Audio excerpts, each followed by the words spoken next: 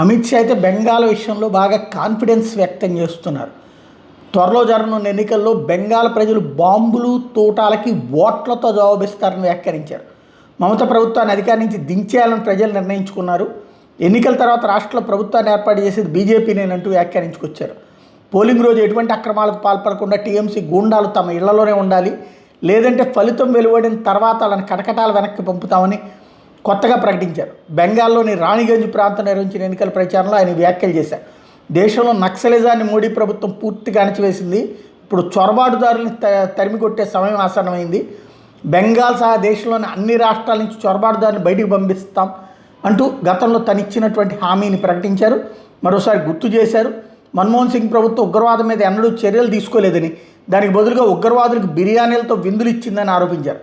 మోడీ నేతృత్వంలో ప్రభుత్వం పహల్గామ్ దాడులు ప్రతీకారంగా పాక్లోని ఉగ్రవాదుల్ని కోలుకోలేని దెబ్బకొట్టిందని గుర్తు చేశారు. రాత్రి సమయాల్లో మహిళలు బయట తిరగాల్సిన అవసరం ఏముందని ఒకప్పుడు మమత ప్రకటించారన్నటువంటి పాయింట్ని ప్రధానంగా స్ట్రెస్ చేసి చెప్తున్నారు. అటువంటి మాటలు ఆమె పదవికే సిగ్గుచేటని వ్యాఖ్యానించారు.